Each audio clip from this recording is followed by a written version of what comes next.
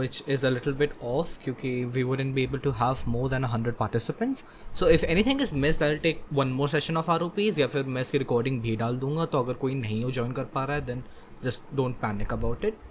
तो ठीक है, we'll begin and let's also make this an interactive session. तो अगर मैं कुछ पूछता हूँ भी ready to answer, अगर नहीं है तो तब भी ठीक है, मैं one way कर लूँगा. But fine, let's begin. Okay, so does anybody know what this whole concept of MUN is? तुमने join करी, तुमने different committees join करी, and then you were given a whole participation form, right?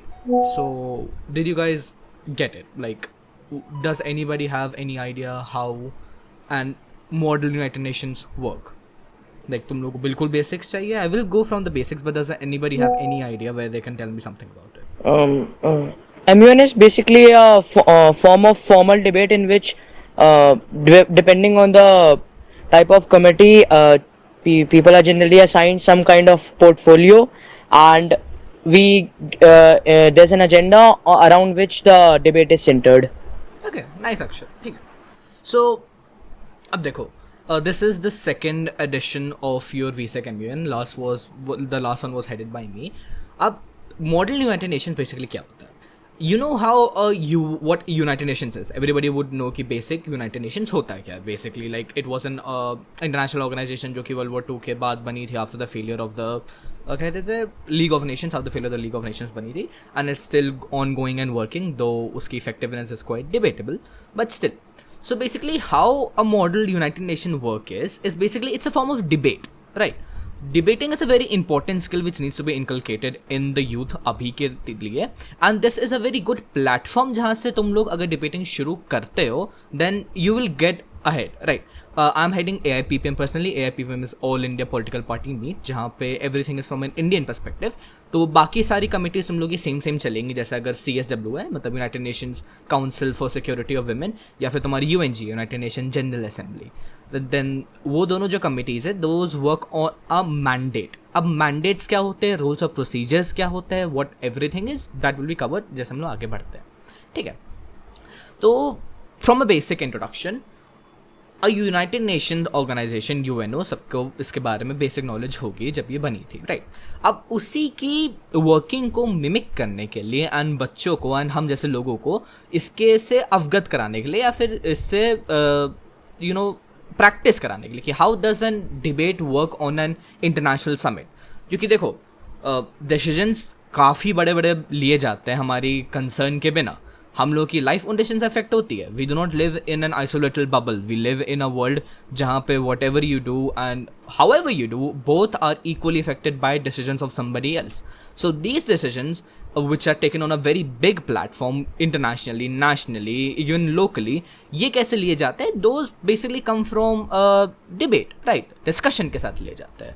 अब of course there is arguments against debate and discussion as well कि नहीं लिए जा रहे उस हिसाब से, but basically as a part of a democratic country जहाँ से हम लोग रहते हैं and we believing that democracy is advanced form of government, तो वहाँ पे debate becomes a very important part, right? So now moving on to how your competition works and what Model United Nations and what you will be expecting from the entire thing. तो अभी जब तुम लोगों को forms आए होंगे, you will have fill different committees, right? किसी ने CSW फिल करी होगी, किसी ने UNG फिल करी होगी, किसी ने IP फिल करी होगी. IP का इज़ कम्प्लीटली डिफरेंट, लाइक उन लोगों के लिए डिबेट से ज़्यादा उनका जर्नलिज्म पे आ जाता है. So that will be covered by there EBs and मैं थोड़ा सा ब्रीफ कर दूंगा. बट बेसिकली जो बाकी सारी कमिटीज़ है उसमें you will have agendas. And अब देखो, an agenda is basically what you will be discussing broadly, like मोटे मोटे तौर पे in a very big, in a umbrellic रूप तुम लोग क्या बात कर रहे होंगे वो तुम लोग का होगा एजेंडा, राइट? जैसे I'll take my committee for example. मेरी कमिटी का AIPPM का एजेंडा है discussion and deliberation on use and misuse of women protection laws. तो अब इसमें जो बातचीत होगी, जिस विषय पे हम लोग बात करेंगे, वो होगा वुमेन प्रोटेक्शन लॉज के ऊपर कि इंडिया में वो कैसे अप्लाई होता है. अब a very important thing for you is to stick to that agenda, right? कि जो तुम्हें एजेंडा मिला है तुम उससे रहो एंड उसी पे डिबेट डिस्कशन हो. अब देखो, अगर मैं वुमेन लॉज के बारे में बात कर रहा हूँ अपनी कमेटी में, देन हंगर इंडेक्स में इंडिया पीछे है, गरीबी अमीरी की डिस्पैरिटी बहुत है, these are equally important topics, right, तुम उनको नकार नहीं सकते, but we need to understand that कि जिस चीज़ पे हम लोग की कमिटी चल रही है, जिस चीज़ में हम लोग की बैठक बैठी है, जिस चीज़ में हम लोग की मीटिंग कन्फर कर रही है, वो अगर एक एजेंडा पे है तो उससे डिबेट कहीं और ना जाए, राइट, तो उस पर स्टिक करेंगे. अब we have a agenda and इस पे how our normal flow of debate would work is, normally जब तुमको डिबेट दी जाती है, you are usually required to respect your own views, right?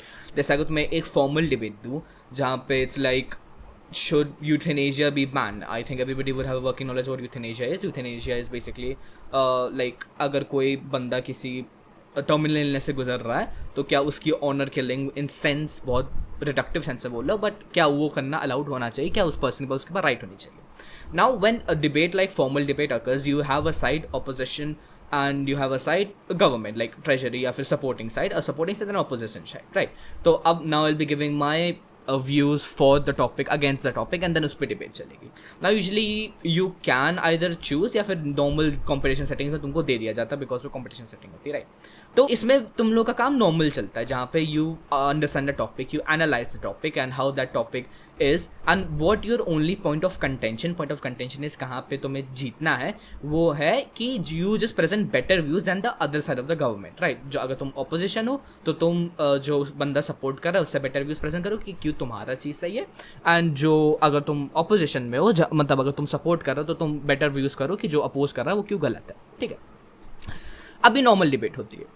Now, MUNs are more added to this whole entire debate ka process because here you will not be representing yourself, right?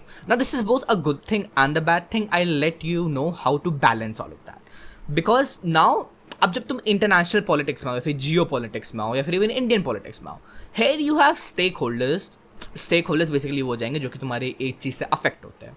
तो here now you basically have a plethora of people and a plethora of wants and idea जो कि already float कर रहे हैं, right. जैसे अगर मैं तुमसे इजराइल पैलेस्टाइन कॉन्फ्लिक्ट की बात करूँ तो India has a different stance, Russia has a different stance, USA has a different stance, Iran has a different stance. So now when a debate happens in a setting जहाँ पे we are representing a delegate from a country, what are primary concern is how do we represent that country, right? अब जैसे debate में sometimes you get motions against me which you are not supporting and sometimes you have to support the motion which you're actually opposing. Here that can happen the same. मान लो personally my views are more aligned with BJP या फिर more aligned with Congress and then I get a portfolio from Aam Aadmi Party to represent. Now that is also a challenge in itself, right. अब जैसे आई am a more of a eastern person कि मैं अगर कोई topic है, मान लो Russia Ukraine conflict है, तो आई मोर सपोज द ईस्टर्न स्टैंड जहाँ पे वो लोग अपना को प्रोस्पेरिटी स्फीयर बनाने में ज़्यादा लगे हुए हैं, and but you get the portfolio of USA and now USA is actively supporting this whole, not supporting but as an supporting one side of the conflict. So उसमें you will have to represent how well you can do that, right. अब ऐसा सच कोई compulsion होता नहीं है कि अगर तुम यूएस हो तो तुम्हें इसको सपोर्ट ही करना है, बट अगर तुम उसके अगेंस्ट जाते हो कि अगर जैसे मान लो USA supporting the whole Israel Palestine conflict में इसराइल को and now you are like नहीं मैं तो अच्छा आदमी हूँ, मैं तो पैलेस्टाइन को सपोर्ट करूँगा, तो now you will have to give a very broad like shift कि तुम्हारी पॉलिसी शिफ्ट कैसे हुई. वैसे तो काफ़ी डीप चीज़ें, इसकी नीड नहीं है, but I think you all should be getting a very basics ki how does online, like how does this whole broad geopolitical and political debate happens, and this is the focus of your MBA, right? So the most important thing of your entire committee will be how you do research. How you do research is the most important thing, right? Diction, बोलने का तरीका, committee में performance, वो सब चीज़ें आती है, पर जब तक तुम्हारे पास एक सॉलिड वर्किंग रिसर्च या फिर वर्किंग नॉलेज नहीं होगी, ऑल एम्यून्स आर वेस्ट, ठीक है. Now MUNs have a very big culture जहाँ पे उनकी डिबेट का थोड़ी क्वालिटी गिर रही है, specially in this whole Lucknow Kanpur circuit. I have seen them, but you all from like जो हम लोग एम्यून कंडक्ट कर रहे हैं will be focusing on the debate a lot, ठीक है. यहाँ पे we will not be looking at your हवाबाजी या how well you can influence a committee, that is of course a factor, but it is not how you speak, but it is also what you speak, the content of what you speak, and वो what you speak तभी आएगा तुम्हारे अंदर जब you have a working knowledge of the entire topic. Now that will differ from topic to topic, but we will give just a general brief view कि कैसे काम करेगा, ठीक है. हाउ लाइक अगर कोई टॉपिक मैं लेता तो how would I research upon it, like let's do this, ठीक है. I didn't have a very full planned कि how will I go about the session. तो फर्स्ट वील बी कवरिंग कि कैसे we'll be researching about the topic, then I will go on the actual committee का ROPs and that, ठीक है. So I will just pick up a topic, let me C.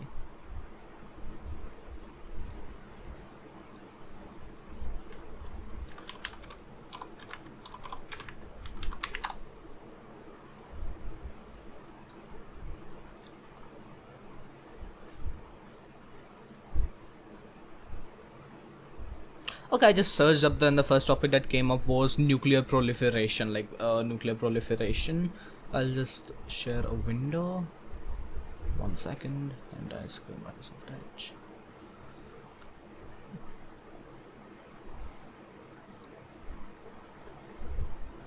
I'll just move it to here.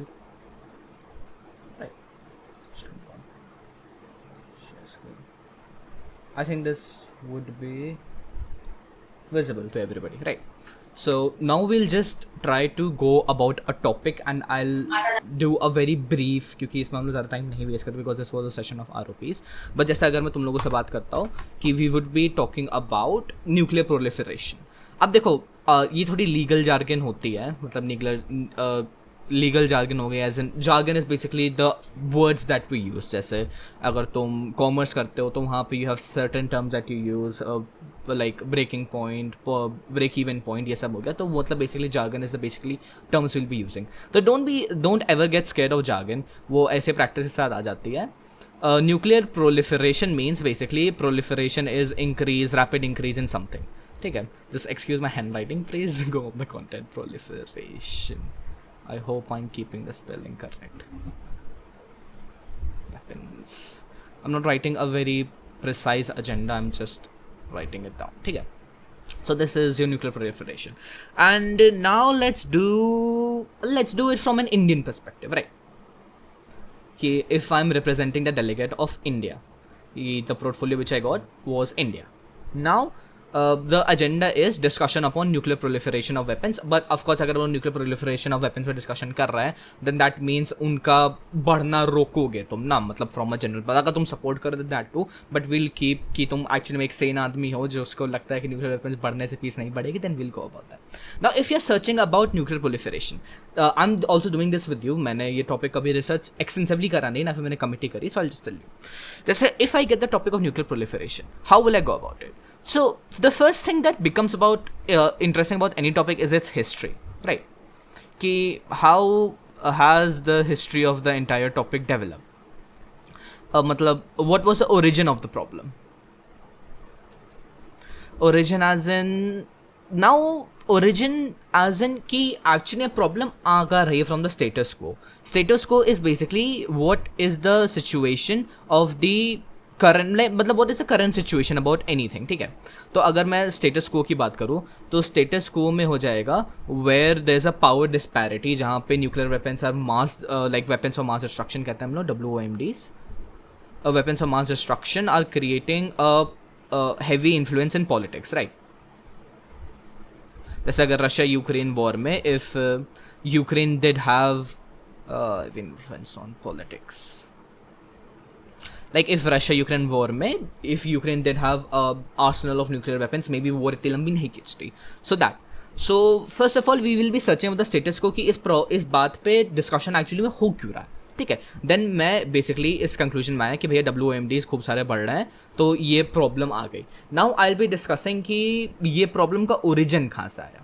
अब origin की बात करें तो I think you all will be very aware ना, तो यू ऑल तो नहीं कहूँगा क्योंकि everybody is not a history student, but the problem originated from the cold war era, ठीक है. When the first bombs were being made and everything, तो ये कोल्ड वॉर एरा. तो a little bit research on that कि what was the cold war, how did it end, like basically जब world war 2 खत्म हो रही थी then the पहले बम जब गिरे हिरोशिमा और नागासाकी में, that was the first use of WOMDs in an actual setting, right. Now then we move forward to the cold war era जहाँ पे न्यूक्लियर प्रोलिफरेशन, ठीक है, nuclear proliferation became a problem. We are not saying कि nuclear weapons itself are a problem, वो तो ये agenda automatically assume कर रहा है, but now as we are being a realistic person we know कि न्यूक्लियर वेपन्स हम लोग पूरी तरह से हटा नहीं सकते, so now we need to contain them and secure them. हाँ पंकज से go ahead if you have a question. No, okay. So अब उनको हम लोग हटा तो नहीं सकते, right. So what the problem has become is basically कि अब ये जो न्यूक्लियर प्रोलिफरेशन हो रहा है, मतलब वेपन्स आ रहे हैं, how do we control them. तो ये हिस्ट्री में आ जाएगा तुम्हारा फिर इससे origin, and how did the origin come from the status quo, जहाँ पर तुमने एक्चुअली प्रॉब्लम को देखा. Now this is how the basics you will proceed to any problem, कि ये स्टेटस को में क्या हुआ, ये कैसे हुआ. इससे जब तुम्हारे पास एक टॉपिक की बेसिक फंक्शनिंग नॉलेज आएगी कि एक्चुअली में चीज़ें काम कैसे करती हैं, कि ये प्रॉब्लम कहाँ से आई, then you will be going on the portfolio का stance. Now what stance does India have on nuclear proliferation? Of course India is a country which is a peaceful country. We are not aggressors. We do attack but only after we have been attacked. हम लोग का ये policy चलती है. Now this policy is called foreign policy. ठीक है, foreign policy. Basically what your country is following is known as foreign policy. It's a fancy word for basically how we'll be dealing with everything. मान लो अगर Russia हमसे मदद मांगने आता है, will we help him? और अगर यूएस से मांगना आता है, will we help him? या अगर चाइना मांगने आता है तो will India help him? Of course China की हेल्प नहीं करेंगे हम लोग, because that's our foreign policy which has developed from a plethora of things. So this will be searching from an Indian perspective. तो अब मैंने जब ये पूरा देख लिया from a बेसिक पर्सपेक्टिव कि ये सारी चीज़ें कहाँ से आई, my next focus will be on my portfolio, कि how do I research my portfolio, how did India delve into the problem, India delve, right. तो अब ये मेरा इधर उस पर आ जाएगा, एंड देन बेसिकली पोर्टफोलियो का काम इतना ही होता है, how well you present your views in the committee and how well do you fulfil your foreign policy. Foreign policy से तुम्हारा एक बहुत इंपॉर्टेंट चीज़ आती है, is your country's interest, right, कि तुम्हारा कंट्री का बेनिफिट किस में. जैसे मान लो अगर न्यूक्लियर प्रोलिफरेशन की बात हो रही है, and now in the committee I am able to pass an agenda as Russia, like even as India, जहाँ पे we pass a whole thing, जहाँ पे we get China to disband its whole nuclear arsenal. That's a big victory for us, right, कि अब China के पास nuclear weapons नहीं है. Then that is in our country's benefit and that is in our foreign policy, so that will be marked very high.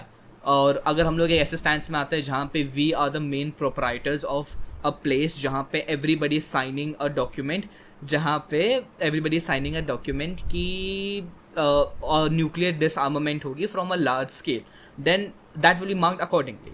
So basically that's how you go about the topic. And basic key to research, ध्यान से सुनना, अगर तुम लोग को research करनी है, जो पहली एंड मोस्ट इंपॉर्टेंट चीज़ जो तुम करोगे वो होगा शुरू करना. तुम्हें एक टॉपिक मिलेगा एंड वो बहुत वास्ट होगा, एंड इतना स्ट्रक्चर हो भी मत, बस शुरू करो. तुम न्यूक्लियर प्रोलिफरेशन इंटरनेट पे डाल दो, तुम्हें जो आर्टिकल मिले उसको पढ़ लो, क्योंकि देखो बहुत सिंपल चीज़ होती है, nobody knows what he doesn't know. तुम्हें वो नहीं पता जो तुमको नहीं पता है, ठीक है. तो जब तुम रिसर्च करोगे तब तुम्हें पता चलेगा कि तुम्हें क्या नहीं पता है, एंड तुम्हें बस वो अपने नहीं पता के स्पेक्ट्रम को ब्रॉड करना है, क्योंकि तुम पूरे टॉपिक पे कभी रिसर्च करके आ ही नहीं सकते. It's such a vast, any topic is such a vast topic, but all you have to do is have the best research out of the entire members of the committee, just that. So just keep increasing your basis of क्या तुम्हें नहीं पता and how much you have. अब इसमें मैं तुम्हें committee wise tactics तो नहीं बता रहा अभी, मतलब बेसिकली अगर तुम इंडिया हो then you will be researching upon China, जिससे तुम उसे POIs कर पाओ, what is all that, nothing. So basically that's how we do basic research, कि एक टॉपिक मिला, उसका स्टेटस को देखा, उसके ओरिजिन में गए, फिर अपने पोर्टफोलियो से देखा, फिर उसके बाद जो टॉपिक्स इंपॉर्टेंट लग रहे हैं उससे पूछा, एंड बाकी कमिटी वाइज तुम्हें लग रहा है कि अगर ये प्रॉब्लम आएगी, ये रिसर्च करके जाना चाहिए, पढ़ के जाना चाहिए, तो you will be doing that. So this is how you do basic research. Don't ever get scared of any topic, just start. That will be your basics, right? Now I'll move forward with your ROPs. ROPs are rules of procedures. इससे पहले अगर किसी को कुछ भी पूछना है अभी, I'll just wait for like 2 minutes, तो कोई पूछ लो. जितना मैंने बताया, मैंने बहुत बेसिक बताया, कोई स्ट्रक्चर तो बताया नहीं. तो if somebody still has to ask any question, feel free, raise your hand.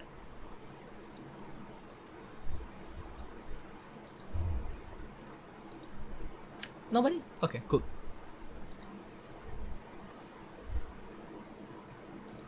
There we go.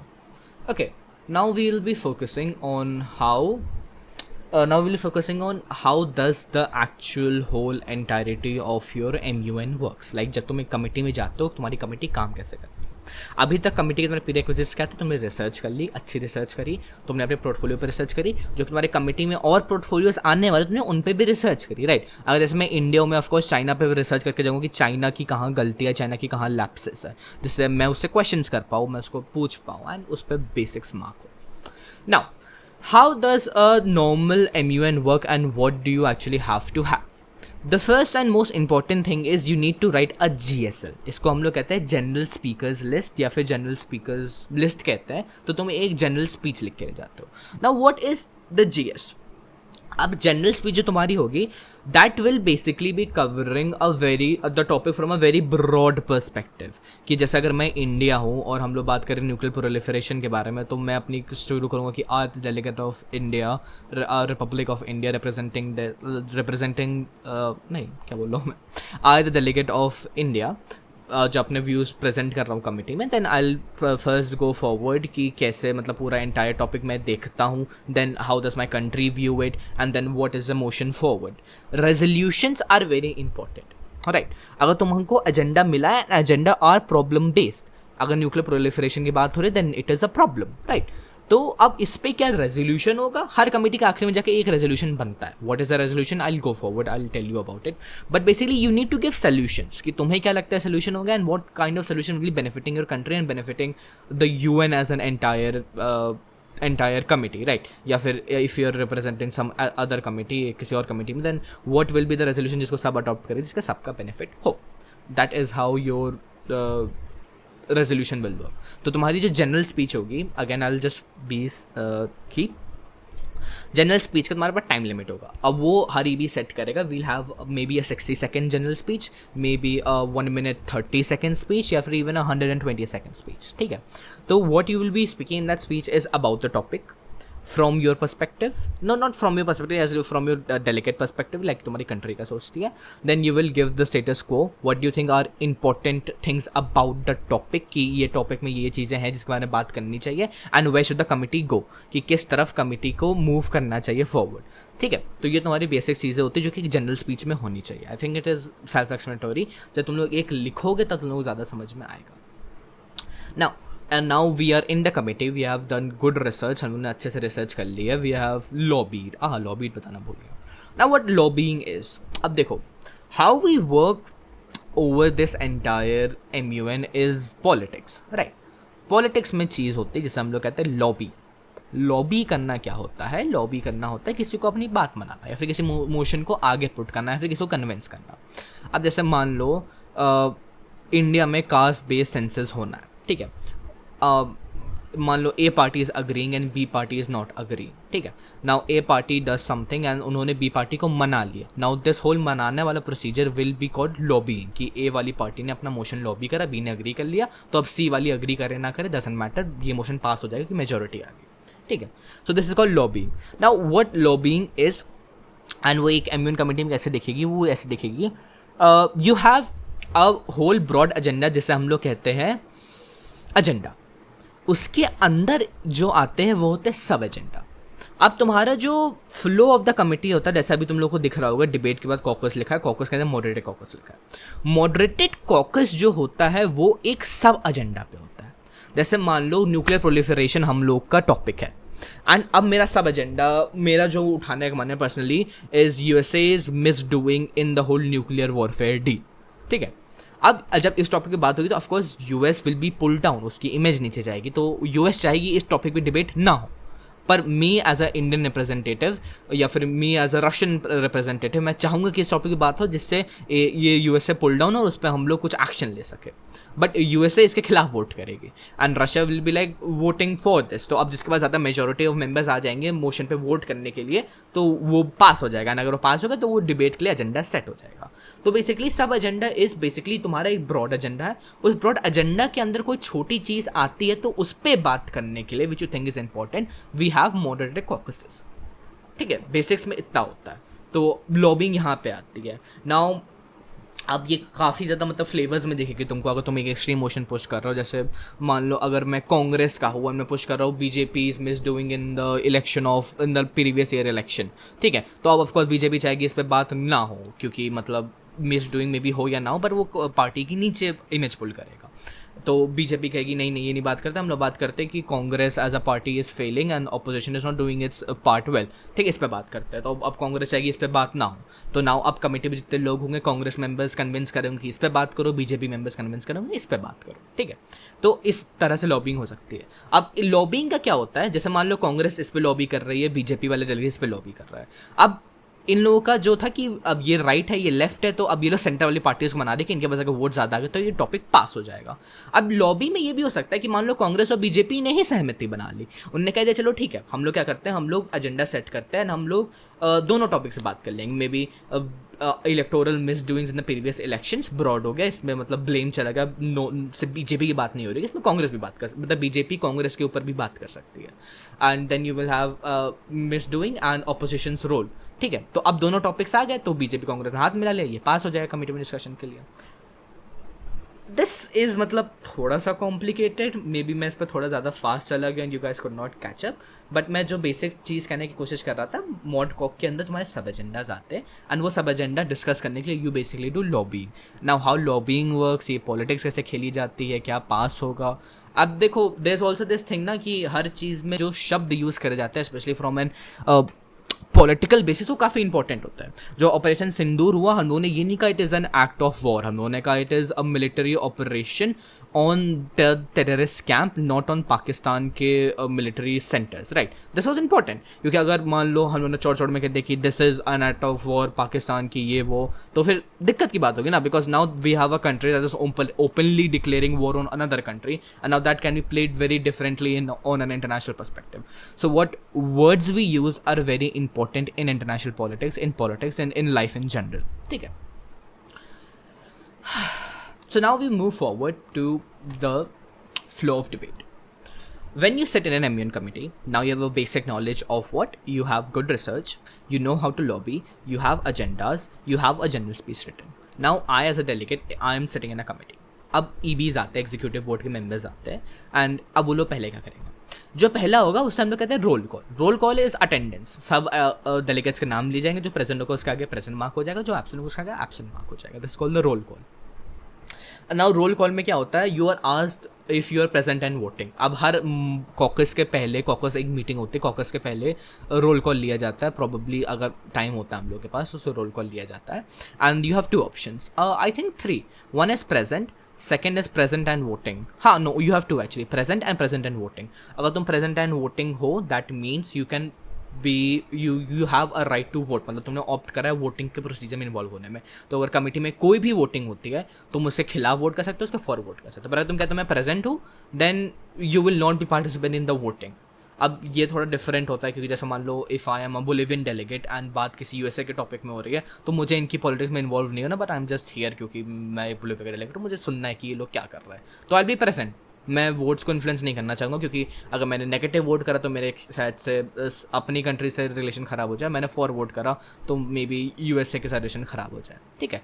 तो ये चीज़ होगी। So you can be either present और present and voting. Present and voting usually prefer करते हैं कि this is like model united setting, तो मतलब यहाँ पे हम लोग चाहेंगे तुम लोग पार्टिसिपेट करो, तो ऑप्शन इसलिए होता है। Now when you have the roll call, then you will have the setting of the agenda. जो एजेंडा होता है उसको सेट भी करना पड़ता है। Now what happens is, I don't have a placard right now on me, I might, पर मुझे वो ढूंढना पड़ेगा, but basically you get a placard, ठीक है। Actually wait a second, I will bring my play card.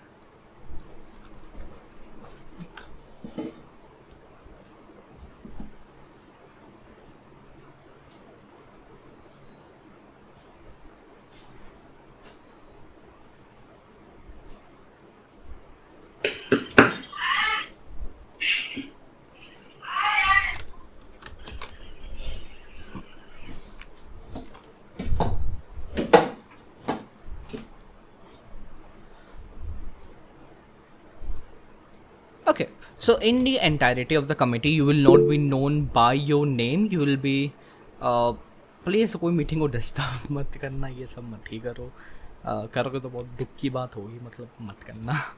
तो you get this play card, मेरा play card थोड़ा सा फटा हुआ है, but you basically get this entire play card. इसमें मेरा नाम लिखा हुआ है Devraj Gupta and this side the secretary general. तो ये मेरा उसका था, सेक्रेटरीट का प्ले कार्ड था। But in the entire committee you will have a play card जो कि तुमको दिया जाएगा, जहाँ पे तुम्हारी कंट्री का नाम लिखा होगा सामने की तरफ, एंड देन पीछे की तरफ वो लिखा होगा मिस इन MUN का नाम, कुछ इंपॉर्टेंट नहीं होता। Now in the entire committee if you have to speak you will not raise your hand, you will raise your placard, ठीक है। You always raise your placard in a MUN setting. So when you raise your placard, roll call khatam ho gayi. Now the EB will ask for somebody to set the agenda of the committee. So somebody will raise his play card and he'll be like, I would like to speak. ठीक है, मतलब कुछ तुम्हें बोलना है, तुम्हें बस play card उठा लेना होता है, then we know that you have to speak. Then the EB will be like, okay मान लो मेरा इंडिया का प्ले कार्ड है and I am raising my placard, then the EB is like, okay delegate of India, Republic of India, you have been recognized, you can speak. तो अब delegate of India खड़ा होगा and he will be setting the agenda. Now agenda set करने का बस थोड़ा सा मतलब जार्गन होता है कि I the delegate of Republic of India would like to set the agenda of the committee on nuclear proliferation of weapons, on like proliferation of nuclear weapons and its misuses in the eastern subcontinent. Set, ठीक है। Now the committee will vote upon it, और अगर agenda set हो जाता है तो agenda set हो जाता है। वैसे एक चीज़ होती है EB डिस्क्रिप्शन, मतलब EB जो कमिटी लीड कर रहा होता है, एग्जीक्यूटिव बोर्ड का मेंबर, अगर वो कहता है कि मेरी डिस्क्रिप्शन पे मोशन पास हो रहा है, देन दैट मीन्स उस पर वोटिंग नहीं होगी, वो मतलब जज ने अपने हिसाब से कह दिया कि वो पास है। तो जो पहला मोशन एजेंडा पास सेट करा जाता है वो डिस्क्रिप्शन से ही पास होता है, क्योंकि वो दैट इज़ द एजेंडा जो कि तुम्हें कमिटी के पहले दिया जाता है, तो उसको तो आपको चेंज नहीं कर सकते ना, तो वो हो जाता है। So this is how you will setting the agenda. Now when the agenda is set, then the speaker will, मतलब speaker या फिर the EB या फिर the judge या फिर the moderator will set the list of GS, मतलब general speakers list बनेगी। Now general speakers list क्या होगी? EB will ask who wants to speak in the general speakers list। तो आप सब लोग अपने प्ले कार्ड्स दोबारा रेस करेंगे and now EB will be making a entire list कि पहले इंडिया के डेलीगेट ने रेस करा, then USA, then Russia, then China, and then अब इस ऑर्डर पे चलेगा। तो जो जिसका नाम सबसे पहले आएगा he will come and he will give his general speech, then the second delegate he will come and he will give his speech, then the third delegate, fourth delegate, fifth delegate, sixth delegate, until the general speakers list is exhausted. Exhausted मतलब खत्म हो जाती है। Now या तो वो speaker list खत्म हो जाती है एंड जो तुम्हारी कमिटी चलेगी वो सेशंस में चलेगी, मतलब सेशन 1 2 घंटे का है, फिर एक ब्रेक मिलेगा, फिर सेशन 2 तुम्हारा 3 घंटे का या फिर जो भी टाइम सेट होगा, फिर ब्रेक मिलेगा, तो सेशंस में चलेंगे हम लोग। तो you were setting in the committee with everything with your prerequisites, roll call हुई, तो उन्होंने एजेंडा सेट करा, जनरल स्पीकर्स लिस्ट शुरू हो गई।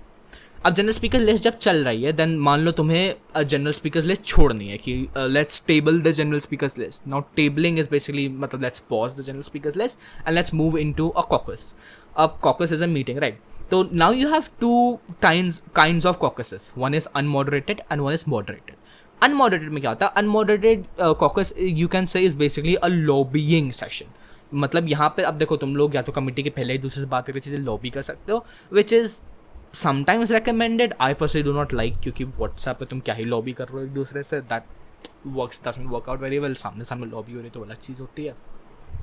सो you get a unmoderated caucus. Now अब इसके लिए भी एजेंडा रेज होगा। जैसे मान लो अनमॉडरेटेड कॉकस में क्या होगा, जो एग्जीक्यूटिव बोर्ड के मेंबर्स होते हैं वो उठ के कमेटी से बाहर चले जाते हैं। दे विल नॉट इंटरफियर, जो भी डेलीगेट्स को करना है करे, डेलीगेट्स को उठ के एक दूसरे से बात करनी है, इधर जाना उधर जाना, मतलब basically it's a free committee. 15 minute के, 20 मिनट के, जिसका भी टाइम सेट होता है कि तुम लोग जो आपस में बात करनी है वो सेट करो और एक कंसेंसस बनाओ कि अब जो मॉडरेटेड कॉकस का टॉपिक होगा वो क्या होगा। तो basically we take an unmod to do committee का काम। अगर तुम रेजोल्यूशन पेपर बना रहे हो, welcome to what resolution paper is, या फिर अगर तुम लोगों को लॉबिंग करनी, then you take an unmoderated caucus. तो मान लो we were doing general speakers list and 25 speakers have done. Now I as a delegate want to propose to the entire committee कि let's take an unmod and let's move into moderated caucus. So I again will raise my placard. My play card is raised, and then the EB will be like, okay, delegate of India, you are recognized to speak. Now I stand up and I say to the EB of the moderator कि I, the delegate of India, would like to propose an unmoderated caucus for the time period being 15 minutes. ठीक है, मतलब unmoderated caucus में you will have to tell कितना time period चाहिए। Of course अगर तुम time ले रहे हो कमिटी का, then you will have to state. ना अब इस पर वोटिंग होगी, अगर फॉर होता है, अगेंस्ट होता है, ज़्यादा मेजॉरिटी वोट मिलता है तो पास हो जाएगा। पास हो गया, now the committee will be free and now you can discuss the topic. अब टॉपिक सेट हो गया, अनमोड खत्म हो गया, 15 मिनट का लैप्स कर गया।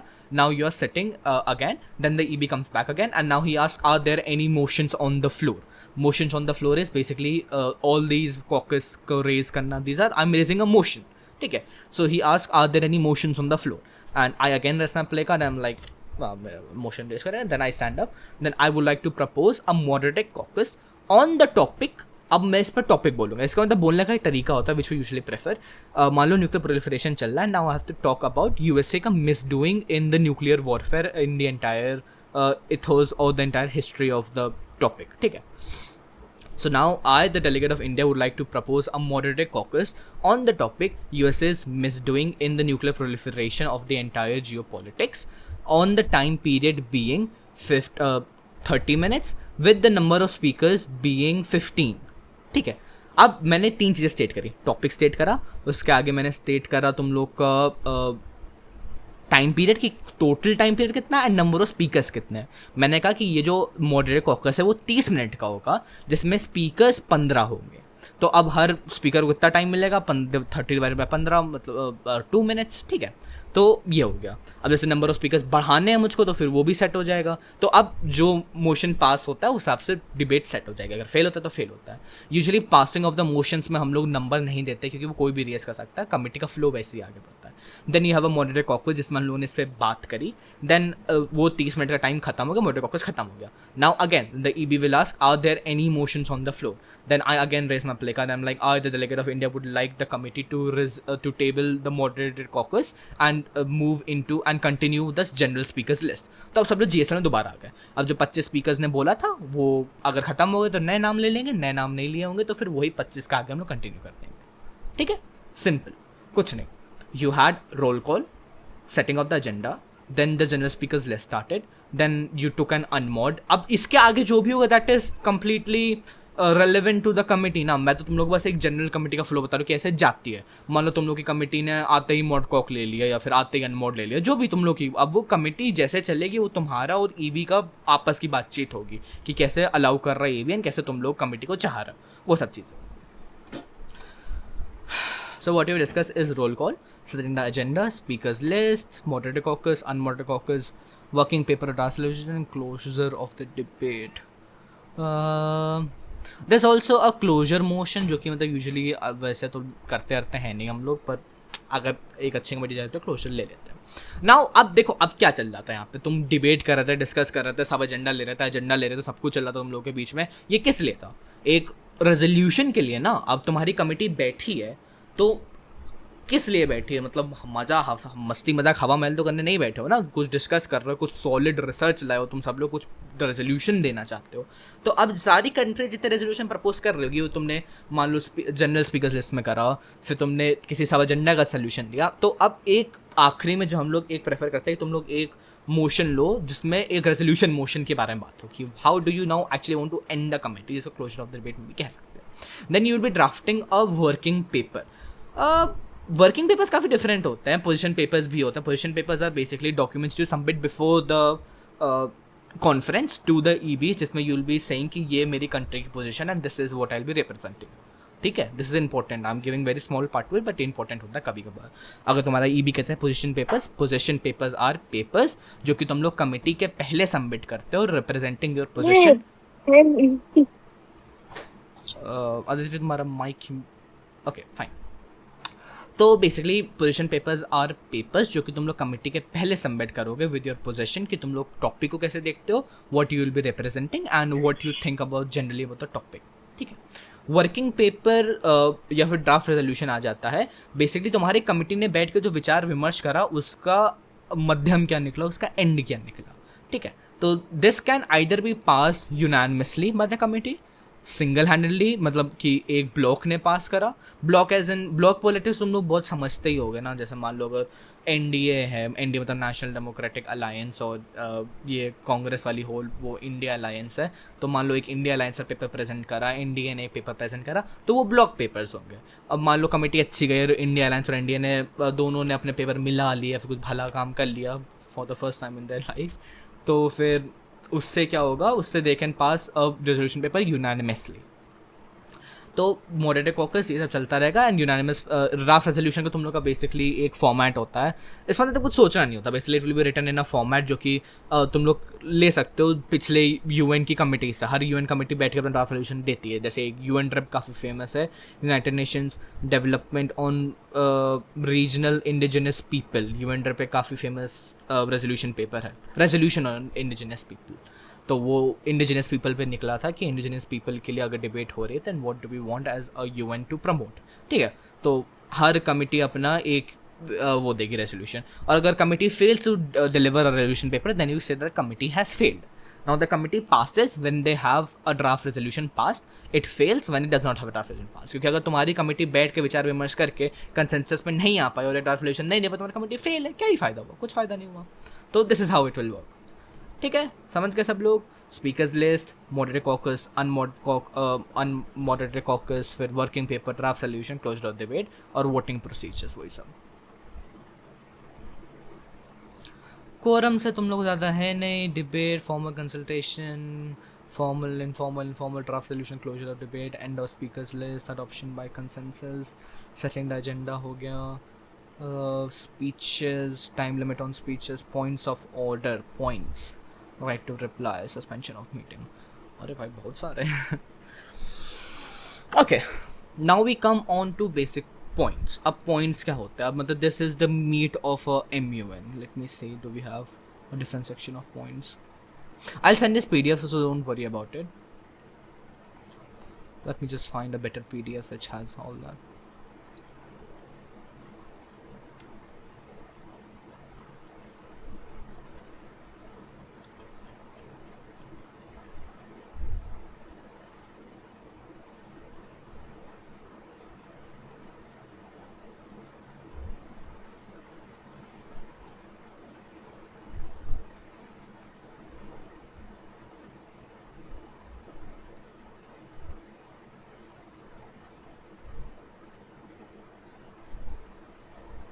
There we go. 7 points.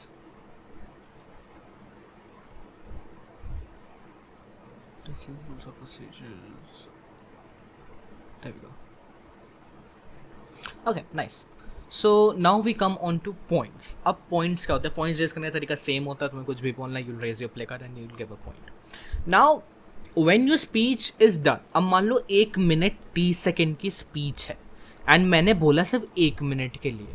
तो अब मेरे पास 30 सेकंड जो मुझको अलॉट था वो तो बाकी है ना. किसी को 1 मिनट 30 सेकंड दिया तो वो उस कंट्री का टाइम है, तुम्हें जैसे बोलना है यूज़ करो, यूटिलाइज करो, तुम्हारे कमेटी का टाइम है. मैंने 1 मिनट में अपनी स्पीच खत्म कर दी. Now I have 30 seconds left. तो अब तुमसे ईबी पूछेगा how would you like to yield. I think let's go and do yields first. How would you like to yield. अब यील्ड क्या होता है? यील्ड इज बेसिकली जो टाइम तुम्हारे पास बचा है उसको तुम कैसे इस्तेमाल करना चाहोगे. How would you like to utilize that time. Now you have different yields. You can either yield to the chair, yield to another delegate, yield to questions, या फिर yield to questions या फिर yield to replies. Yield to the chair में क्या होता है? तुमने कहा कि चेयर साहब, मॉडरेटर साहब, आप मेरा समय रख लो, आपको जो सही लगे उसको कर दो. तो अब वो टाइम चेयर के पास आ जाएगा. If you want to yield it to anything वो हिसाब से कर देगा. Yield to another delegate is कि मेरे 30 सेकंड्स बाकी थे. अब मैं चाहूँगा कि मान लो मैं इंडिया का डेलीगेट हूँ और मेरे अच्छे रिलेशंस रशिया के साथ है, तो I only spoke for 1 minute seconds and मुझे और कुछ बोलना नहीं कमेटी में, तो सब ठीक जा रहा है मेरा, बढ़िया जा रहा है. Then I am like I would like to yield my time to the delegate of Russia. ठीक है, तो अब मेरे 30 सेकंड जाके रशिया के पास चले जाएंगे. तो अब now Russia has a total time of 2 minutes. उसका 1 मिनट 30 खुद का था एंड 30 जो मैंने उसको दे दिया. Then that is your yielding to another delegate. Yielding to questions. Questions क्या होता है? क्वेश्चंस होते हैं बेसिकली तुमने अपनी स्पीच एंड करी, यहाँ तक तो सब लोग संभाल लेते हैं. अब सबको जिसमें डर लगता है MUN specially the first timers is yielding to questions. अब यहाँ पे तुमसे क्वेश्चन पूछे जा सकते हैं क्योंकि देखो तुमने रिसर्च करी, तुमने सब कर लिया, बट तुम्हें पता नहीं तुमसे कौन क्या पूछेगा, राइट? अब जैसे मान लो इंडिया, मान लो USA, something, let me think of हाँ मान लो मैं चाइना का डेलीगेट हूँ. ठीक है, मैंने अपने साथ सॉलिड ऑलिड करी, सब कुछ बढ़िया करा एंड सब कुछ सही करके आया, न्यूक्लियर प्रोलिफरेशन पे चलो बात हो रही है, ठीक है। अब मैंने कहा कि I will like to yield my time to questions. अब क्वेश्चंस में मान लो delegate of India raises placard and he is recognise, so he has a point. अब देखो पॉइंट्स आते हैं इसमें, दोनों काफ़ी मर्ज है, but basically point of information जिसे हम लोग POI कहते हैं, that is use to ask a question, ठीक है। तो first what happened, I yielded my time to questions, then somebody raised a point, his point was of information, so he was recognized by the EB. Now he stands and he says, okay, dear chair, no, not dear chair, respected chair, I would like to ask the delegate of China, ठीक है। अब मैं China से question कर रहा हूँ, this is basically how you speak. I would like to ask the delegate of China that the lofty ideals of nuclear proliferation that he talks about in the committee has not been reflected in his moral policing of the Rohingyas Muslim in their premises of their country, ठीक है। मतलब मैंने basic sense में कहा कि जो China इतने बड़े बड़े मॉरल्स के बारे में बात कर रहे हैं, प्रोलिफरेशन कम कर दो, ह्यूमन राइट्स के बारे में बात कर रहे हैं, ये सब कह रहा है, तो वो जो रोहिंग्या मुस्लिम्स को कंसंट्रेशन कैंप्स में रखा है जिंगजियांग डिस्ट्रिक्ट ऑफ चाइना के अंदर, उनका क्या, ठीक है। तो अब चाइना को इसका रिस्पॉन्स देना है। Now you can response 2 ways, you can abstain, मत बोलो, B you can reply verbally, और C you can reply via chit. अब चिट सिस्टम पूरा मैं तुम लोग को अच्छे से समझा दूंगा। You can reply via chit भी होता है, मतलब तुमने लिख के आंसर दे दिया। अब प्रोलिफरेशन पे सवाल चल रहा था भाई, एजेंडा तो मतलब न्यूक्लियर वॉरफेयर पे था, ये सब चल रहा था, मुझसे तो रोहिंग्या मुस्लिम पे क्वेश्चन पूछ लिया, ये क्या चल रहा है। यहाँ पे आता है your general knowledge, how much you are aware about what things are going on with your country, with the entire environment, with the entire ethos of geopolitics, right. This is a part which most delegates are scared of, which I was also scared of, क्योंकि अब इसका answer मैं क्या दूँ, I do not know, right. But you do it, तुम देखते हो कैसे काम करता है, then you get use to it. मान लो रोहिंग्या मुस्लिम का बारे में बात हो रही है एंड चाइना इज़ अ अग्रेसर, ठीक है, चाइना इज़ द कल्प्रेट, वो नहीं अच्छे से ट्रीट कर रहा है, it is a big mass blunder of violation of human rights. तो अब क्या बोलूँ मैं इसमें, एज अ डेलीगेट, मान लो as a person I do not agree with China कि जैसे वो लोग रोहिंग्या मुस्लिम ट्रीट कर रहे हैं, बट मैं तो डेलीगेट हूँ ना, मुझको तो दे ही दिया उन्होंने रिप्रेजेंट करने के लिए, तो अब मैं क्या करूँगा। Best thing is to spin it around, जैसे मान लो इंडिया का कह रहा है तो मैं कह दूँ okay, first of all, it is our internal matters as a Chinese citizen, as a Chinese representative. It is our internal matter which should not be questioned on the international summit on the nuclear proliferation of warfare. And if you're talking about human rights, what about the human rights violation that is happening in India on the basis of caste, gender and religion? ठीक है, अब मैंने question घुमा दिया, मैंने अब जब blame game करना है तो ठीक है इंडिया, तुम बताओ तुम्हारे अंदर जो इतना डिवीजन चल रहा है कास्ट का, इन सब चीज़ों का, उसके प्रीटेक्स्ट पे जितनी मौतें हो रही है उनका क्या, ठीक है। अब ये सब तुम लोगों को करना धीमे धीमे आएगा, बट बेसिक सेंस में you are asked a question and you have to reply. Now this is the working knowledge of geopolitics, how to answer, why to answer, what to answer, when not to answer, when to squirrel the debate, when not to go and talk on the topic, कब ये सब करना होता है, ये सब तुम लोगों को धीमे धीमे समझ में आएगा। This is your first step, so don't go too deep into that, but basically होता ये ऐसा है। So we did yield to questions, and then what was the last yield left? Yield to questions, yield on the delegate. I think that is yield enough. ठीक है. Now we come on to points. Points आता है तुम्हारा point of personal privilege. Basically गर्मी लग रही है, washroom जाना है, पानी पीना है, आवाज़ नहीं सुनाई दे डेलीगेट, ये सब तुम्हारे पर्सनल जो मैटर्स है एज अ डेलीगेट जो तुम्हें करना है, तुम वो कह सकते हो ये भी से कि बी this is a point of personal privilege, I can not listen to the delegate, so can he please speak louder. You can not interrupt anybody speech very harshly, can not interrupt anybody speech. जब वो बोल रहा है तुम लोग कुछ नहीं कह सकता, दैट इज़ कमेटी के फिर सभा की गरिमा को भंग करना अगर तुम लोग बोल रहे हो किसी की स्पीच के बीच में। The only point where you are allowed to raise anything in a delegate speech, that is a point of personal privilege. कि अगर तुम्हें सुनाई नहीं दे रहा है that's a big deal ना, तुम पॉइंट ऑफ ऑर्डर नहीं रेज कर सकते, point of parliamentary inquiry, point of right to reply, कुछ नहीं। सिर्फ एक पॉइंट जो रेज हो सकता है जब एक डेलीगेट बोल रहा होगा अपना point, that is point of personal privilege, nothing else. Point of order is, मान लो डेलीगेट ने स्पीच में कुछ बोला, ठीक है, मान लो मैं रशिया का डेलीगेट हूँ और मैं कह रहा था India got its independence in 1950। अब ये तो फैक्चुअली गलत है ना, तो अब इसको अगर तुम्हें करेक्ट करना है committee, then you will raise a point of order. Point of order बहुत हाई, मतलब बहुत हाई नंबर में मार्क होता है, क्योंकि you are basically correcting somebody's factual inaccuracy, तो now what I will have to do is I raise my play card. I as या फिर delegate of China, चलो मैं China delegate हूँ, I raise my play card and I'm like, I the delegate of China would raise a point of order on the speech of the delegate of Russia. EB ने कहा चलो recognize. Then I stand up. The Russian delegate said, and I quote, that India got its independence in 1950. Unquote. India actually got its independence in 1947. Right. तो अब ये जो पूरा whole हुआ, इसमें मेरा पॉइंट ऑफ ऑर्डर खत्म हो गया. अब पॉइंट ऑफ ऑर्डर अगर सही है तो वो इन ऑर्डर करके मार्क कर दिया जाएगा, नहीं है वो तो आउट ऑर्डर करके हटा दिया जाएगा. ठीक है, ये पॉइंट ऑफ ऑर्डर होता है जब किसी की फैक्चुअल इनएक्यूरेसी के बारे में बात हो रही है. मान लो अब मैं रशिया का डेलीगेट हूँ और मैंने कहा India should have gotten it's independence in 1950. अब इस पे पॉइंट ऑफ ऑर्डर नहीं रेज हो सकता क्योंकि ये मेरा ओपिनियन है. मैं एज अ रशियन डेलीगेट कह रहा हूँ कि इंडिया को इंडिपेंडेंस 1950 में मिलनी चाहिए थी, 1947 में फालतू में मिली. ठीक है, ये मेरा ओपिनियन है, इसको तुम फैक्चुअली इन ऑर्डर नहीं कर सकते क्योंकि ये मेरा ओपिनियन है. ठीक है, सो ओपिनियन और फैक्ट्स दोनों को अलग तरह से स्टेट करा जाता है and there is a way of stating that and you can only raise a point of orders on facts that are being stated. ठीक है, that is a point of order. Point of parliamentary inquiry is basically मान लो तुम्हें committee के बीच में नहीं समझ में आ रहा है क्या चल रहा है, अनमॉड चल रहा है, मॉड चल रहा है, कुछ स्पीचेस चल रही है, then you can raise a point of parliamentary inquiry कि मैंने point of parliamentary inquiry raise करी, then I am recognise and I am like I have point of parliamentary inquiry, can the EB please inform me about the procedure of the committee that is currently going on. जो भी तुम्हें मतलब committee के proceedings के बारे में कुछ जानो then that is point of parliamentary inquiry. ठीक है, तो वो तुम्हारा हक होता है जानना. Then you have a right to reply. Point of information इसमें था ही नहीं. Nice. Point of information तुम लोग को समझा देना, POI कहते हैं उसको, point of information, where you can question the delegate on his speech. Okay. Right to reply is, मान लो मैंने अपनी स्पीच में राहुल गांधी हो, ठीक है, डेलीगेट AIPP में राहुल गांधी, और मैंने कह दिया कि संबित पात्रा जी जो भी बातें करते हैं सब बकवास करते हैं. ठीक है, तो अब संबित पात्रा जी को ठेस हो गई, मतलब ये कौन सी बात होती है, बकवास बात करता है, काम की बात करते हैं.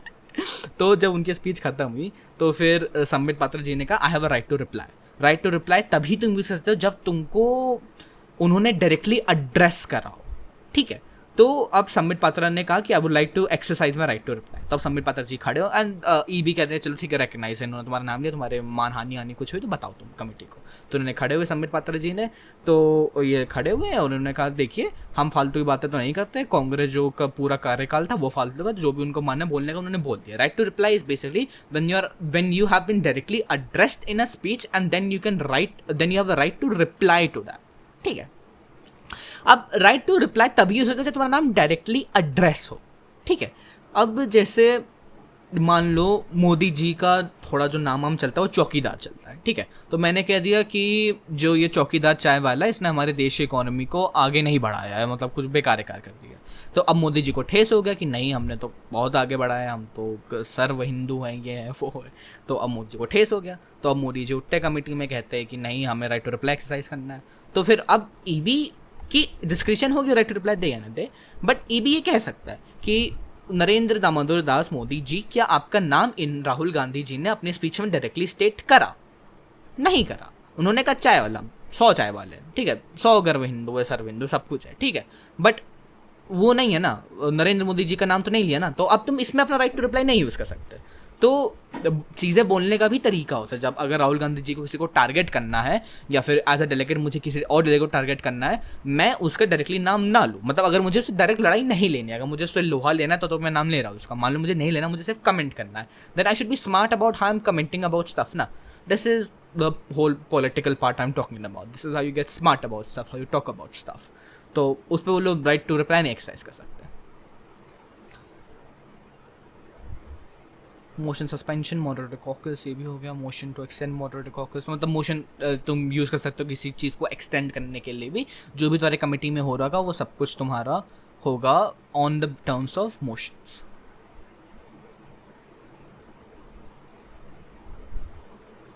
Signatory, draft resolution amendment, substantive amendment, friendly amendments, withdrawal, general governing, procedural voting, substantive voting, to the table order voting, method of voting. Okay. Presidential statements वो होती है जब तुम्हारा प्रेसिडेंट स्टेटमेंट दे रहा होता है, जैसे मान लो this is not important, I am just telling you ऐसे जनरली कि मैं एज इंडिया सपोर्ट करने जा रहा हूँ चाइना को, ठीक है। अब ये मेरे फॉरेन पॉलिसी के खिलाफ है ना, India does not support China, but मेरे एज अ डेलीगेट जो भी कमेटी के बेनिफिट में है कि मैं चाइना को सपोर्ट करूँ। तो for me to shift something in my country's foreign policy I need to give a presidential statement. अब जैसे इंडिया के लिए I think that will be a prime minister statement, क्योंकि हम लोग का हेड ऑफ स्टेट जो होता है वो प्राइम मिनिस्टर होता है। मान लो अगर यूएसए को शिफ्ट करना है then they will be giving a presidential statement. तो अब मैं कमिटी में not as a delegate but I as a prime minister of the country, president of the country will be present giving a speech कि हम लोग क्यों कर रहे हैं, क्या कर रहे हैं। That is a presidential statement. Second last thing which I be covering in very brief, क्योंकि सेशन थोड़ा लंबा खिंच गया है, एक लंबा तो नहीं खिंचा, 1 घंटा हुआ, but still is resolution paper. Resolution paper का फॉर्मेट होता है, बट उसमें तुम्हारे सिग्नेटरीज होते हैं, ऑथर्स होते हैं, फ्रेंडली अमेंडमेंट्स होती है, अनफ्रेंडली अमेंडमेंट्स होती है।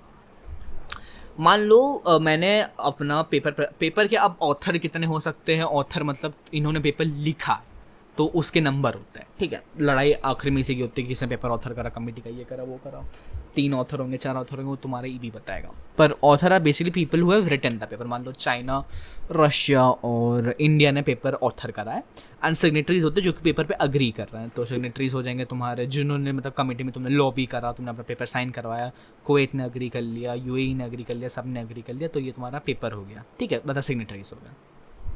सो दीज आर सिग्नेटरीज। अब पेपर मेरा कमेटी में एक्सेप्ट हो गया। नाउ अब जब ये फाइनली पास होगा तो इससे पहले एक बार पूरे पेपर पे डिस्कशन होगा। अब पेपर के डिस्कशन की साइकिल्स अलग होती है। जैसे मान लो लोकसभा में बिल पास होने से पहले उसकी 3 रीडिंग्स होती हैं, एक क्लॉज बाय क्लॉज, एक कंप्लीट और फिर एक सेकेंड मतलब एक जनरल रीडिंग, ये सब चलता है, ठीक है। तो फ्रेंडली अमेंडमेंट इज़ कि अब मान लो पेपर के क्लॉजेस लिखे हैं एंड क्लॉज ए से मैं अग्री करता हूँ, मैं सब कुछ ऐड करना चाहूँगा, this is a friendly amendment. Unfriendly amendment is basically जो क्लॉज नंबर बी है मुझे उसको हटाना है या फिर उसको हटा के रिप्लेस करना, then that is an unfriendly amendment. इसका कोई नीड होता नहीं, बट अगर जैसे तुम अमेंडमेंट्स देते then that also carries marks. So that's how resolution papers basic generally.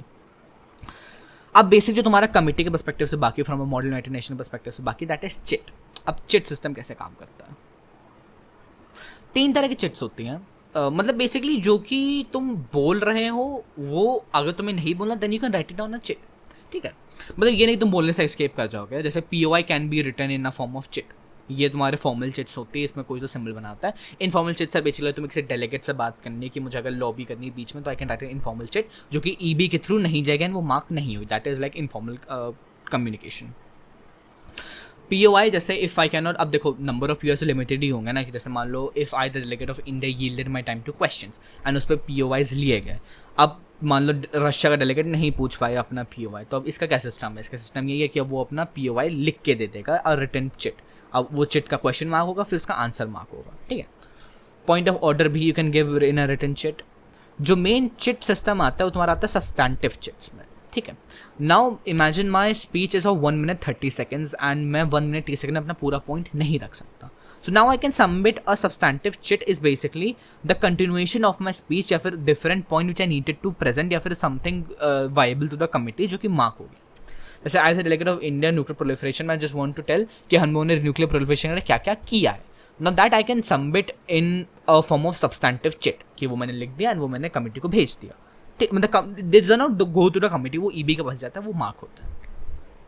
तो यही चिट सिस्टम होता है तुम लोग का। सब्सटैंटिव हो सकती है, POIs हो सकते हैं, POOs हो सकते हैं, ये point of orders.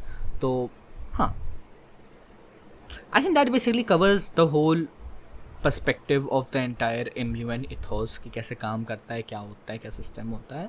And as like ending remarks I'll just move into questions, but MUNs are a good form of debate क्योंकि वो काफ़ी realistic होते हैं, where you have to actually deal with people, you have to lobby stuff, they are more like modeling the current situation, the real situation जैसे तुम्हें actually में लोगों से deal करना पड़ा, so they're very good form of debate to delve into. So अगर तुम्हारा पहला MUN है, don't get disheartened if you don't win. First tries are not always for winning, but they're also always not for losing. तो अपना effort पूरा डालना। You will have excellent EBs to guide you through. I am always there, feel free to text me about anything. तुम्हें कोई भी doubt हो, कभी भी डाउट हो, मेरा number is available in the WhatsApp group जिसमें तुम एडेड हो। Feel free to text me, ask me any time, ठीक है। तो मेहनत करना इस चीज़ के लिए, ई बी उनके काफ़ी जस्ट रहेंगे तो उससे कोई दिक्कत नहीं होगी. Everybody will also have more training sessions, ऐसे एक general R O P session और हो. This is a general R O P session, मतलब हर कमेटी में ये तो फॉलो होगा ही होगा. अब हर कमेटी का एजेंडा से तुम लोगों को क्या रिलेट करता है या फिर क्या और कमेटी वाले एक्सेप्ट कर रहे हैं, वो अब कमेटी वाइज तुम लोगों के सेशंस होंगे तो उस हिसाब से जाएगा. मतलब सी एस डब्ल्यू का अलग होगा, ए पी पी एम का अलग हो, तो उसमें उन कमेटी के पर्सपेक्टिव बच जाएगी कि क्या चीज़ें चल रही हैं. तो ये सब होगा. एंड या I think that is the whole M का जो भी मुझे सब कुछ बताना था, राइट. तो now does anybody have any other question जो कि उसको मीटिंग खत्म होने से पहले पूछना है. I will wait for 5 minutes. If anybody has any question feel free to ask. Okay, तो I just got a text कि मैं थोड़ा आई पी का बता दूँ, so I just go about the I P. अब देखो आई पी में you have different branches, right. You have I P J का जर्नलिज्म होता है. Journalist will be conducting I'll go to yield to reply. Sorry, I missed that. तो I P journalism are basically they will be going to committees asking questions and वो लोग reports लिखेंगे. I P photography का काम होगा, एक specific set में photos खींचना कि किस स्टाइल में, एस्थेटिक सेंस में या फिर मॉडर्न सेंस में, वो तुम लोग को अपने पर्सपेक्टिव से दे दिया जाएगा. एंड कैरिकेचर का काम होता है पॉलिटिकल कार्टून्स बनाना, जैसे तुम न्यूज़पेपर्स में देखते हो कि पॉलिटिकल कार्टून्स होते हैं, वो सब बनाना. So that's how your I P J works. I P J में जर्नलिज्म का काम होता है, आई पी पी में फोटोग्राफी होती है एंड आई पी सी में कैरिकेचर होता है. I P is very self explanatory and वो प्रैक्टिस करके ही आती है. Now I P J is much more complex, क्योंकि उसमें तुम्हारे पास आर्टिकल्स के टाइप आ जाते हैं कि बीट आर्टिकल क्या होता है, या फिर कोई इंटरव्यू ले रहे हो तो वो सब. तुम लोग के एम से प्रेस कॉन्फ्रेंस भी होती है जहाँ पे you are basically gathered and फिर तुम्हारे पास प्रेस आती है तुमसे सवाल जवाब करने के लिए. Then be also prepare for that. So this is how IP works in a very generalistic view. IP will be also be covered in way more deep. किसी का question हो IP का तो I'll let you know किससे पूछना, because I haven't done IPs personally. Okay. So अब किसी को question अगर पूछना है तो वो टाइप में डाल दे या फिर अपने हैंड रेस कर ले. गर with the question what is yield to reply. ठीक है, यील्ड टू रिप्लाई क्या होता है? यील्ड टू रिप्लाई होता है जैसे मेरे 30 मिनट बाकी है तो अब मैं अपना टाइम कमिटी को दे दिया कि किसी को अगर इस पर कुछ बोलना है तो बोले. जैसे मान लो मैंने क्या दिया एज एन इंडियन डेलीगेट कि सब लोग अपने न्यूक्लियर वेपन हटा दो, सब डिसआर्म कर दो. अब इसमें मुझे सबके व्यूज़ सुनना, ठीक है. तो what I will do is I yield my time to reply. तो अब सारे डेलीगेट्स, गौरी प्लीज़ अपना माइक म्यूट कर लो. So all delegates will now have the chance to give basic a reply to the entirety of the speech कि जो India के delegate ने कहा उसके बारे में मैं क्या सोचता हूँ एंड वो क्या होता है. ठीक है, तो अब वो होता है यील्ड टू रिप्लाई. तो 30 सेकंड जो मेरे बाकी है वो उस डेलीगेट को दे दिया जाएगा. 30 सेकंड में उसको जो बोलना है मेरे स्पीच से रिगार्डिंग वो बोल सकता है. This is yield to reply. UNGA United Nation General Assembly, इसका टॉपिक क्या है? I am not well. इसका टॉपिक था block politics. Block politics basically तुम्हारा ब्रिक्स नेटो वाला होल एंटायर थिंग. तो अब वो कैसे जाएगा अंदर डीप में, that you will have the research and वो तुम लोग की ईबीज बता देंगे. But that is on block politics, very interesting topic. Moderated caucus क्या होता है? बहुत दुख की बात है ये तो सवाल आ रहा है मेरे पास, मॉड कॉक क्या होता है? मतलब ये तो बेसिक है पर कोई बात नहीं, I go word. You have a roll call, उसके बाद you have a general speakers list, then you have, तो basically you have a big agenda. उसके अंदर जो तुम्हारा सब एजेंडा या फिर स्पेसिफिक एजेंडा होगा उसके बारे में डिस्कशन होगा, वो तुम्हारा मॉडरेटेड कॉकस के अंदर आता है. सिंपल ऐसा, nothing much more complex. Private sessions क्या होते हैं आई लेट यू नो, वो थोड़ा इंडियन कमेटी का अलग चलता है प्राइवेट सेशंस में. बट जैसा अगर एक किसी नॉर्मल कमेटी में भी प्राइवेट सेशन होता है, प्राइवेट सेशन में basically the press is not there, so you can speak basically whatever you want to. जैसे if the press is there I will have to represent the view of my country, right, कि जो मेरी country चाहती है वो मैं बोलूँ. But अगर एक प्राइवेट सेशन चल रहा है दैट मीन्स ये बंद दरवाजे की मीटिंग है, इसमें कोई नहीं है, इसमें जो मैं बोलूँगा वो बाहर नहीं जाएगा. तो मान लो एज राहुल गांधी मुझे कहना है कि कांग्रेस जो पार्टी चल रही है वो काफ़ी मतलब अच्छे ट्रैक में नहीं जा रही है, इट्स गोइंग डाउन हिल. तो अब मैं ये एक फॉर्मल सेशन में नहीं बोल सकता क्योंकि इस बात का बतंगड़ बना सकते सामने वाले. बट अगर मैंने प्राइवेट सेशन में बोला तो अगर अगला सेशन पब्लिक होता है तो उसमें जो मैंने प्राइवेट में बोला उसको वो लोग यूज़ नहीं कर सकते. तो private session is basically that. ठीक है. IPP में जनरल स्पीकर्स लिस्ट नहीं होती, उनमें कोई जनरल स्पीच नहीं चलती, उनका डायरेक्ट काम होता है ऑन ग्राउंड वर्किंग का. ठीक है. If possible please share the PDFs. I will definitely share the PDFs of this entire thing, don't worry. Does anybody has any more questions before we end? मैं 9:10 पे and कर दूंगा, मतलब 9:02 तक and कर दूंगा. IP photography editing is allowed, right? I think so. Editing may be allowed. That will depend. I don't think so. Editing is allowed. I do not have personal idea ki how IPP works, but Editing is not allowed in IP. editing is not allowed in IP. Logistics वो तुम लोग का concern नहीं है as a delegate, वो secretariat का concern है, so don't worry about it. That is not also concern how will we move around in school. मतलब आईपी वाले वो उस दिन की स्कूल की सेटिंग डिफरेंट होगी, तुम लोग अलाउड होगा मूव करना, मत परेशान हो उसके लिए. रिगार्डिंग द ROPs किसी को डाउट हो, कुछ क्वेश्चन हो, please feel free to ask. ये सब तो जनरल क्वेश्चन है. हाँ Gauri Kumar, go ahead. Is it necessary to follow our country's foreign policy? It is. It is to a certain extent. Of course it is. अगर तुम certain extent तक नहीं भी जाते हो, it is excusable. But if you have good ground कि तुम अपने foreign policy से क्यों हट रहे हो.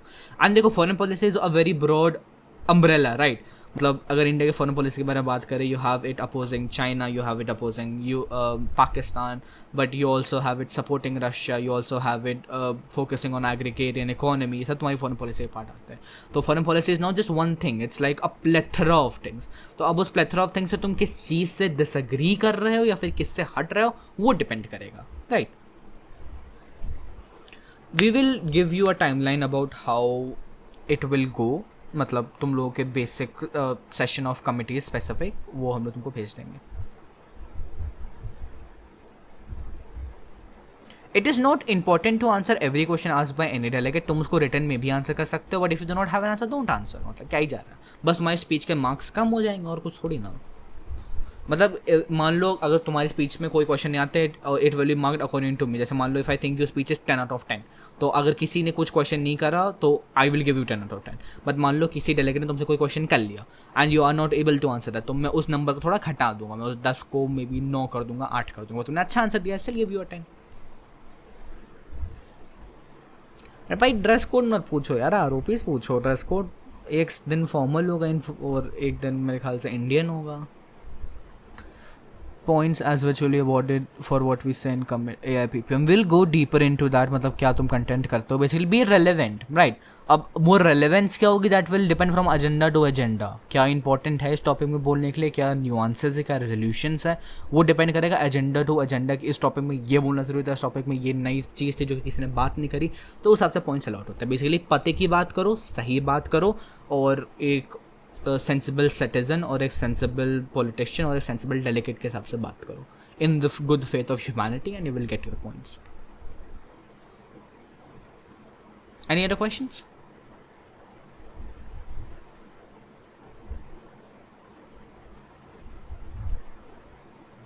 Okay, none in sight. I'll just wait for like 2 more minutes and उसके बाद I'll be ending. If anybody has anything to ask, feel free. No, we are not bound to be present and voting. ऐसा कुछ system नहीं. तुमसे पूछा जाता है तुम्हें क्या प्रेजेंट रहना है या फिर प्रेजेंट में वोटिंग रहना है, वो तुम्हारी चॉइस है.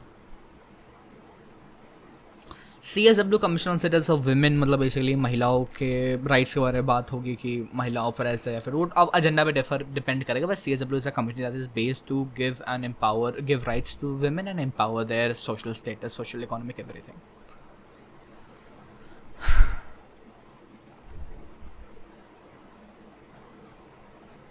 Okay, with that feel free to share. अगर तुम लोग कुछ और लगाओ या फिर तुम लोग सेशन ना पसंद आए हो तो वो भी डाल देना. आई थिंक हम लोग एक फीडबैक फॉर्म जारी कर देंगे सेशन के बाद, probably. But feel free to ask anything. कुछ भी डाउट हो तो वो भी पूछ लेना मुझे पर्सनली टेक्स्ट लेना. I have no problem with that. So with that I think we'll be ending the session. Thank you for attending my session. It was. तो तुम सब लोग लीव कर सकते हो.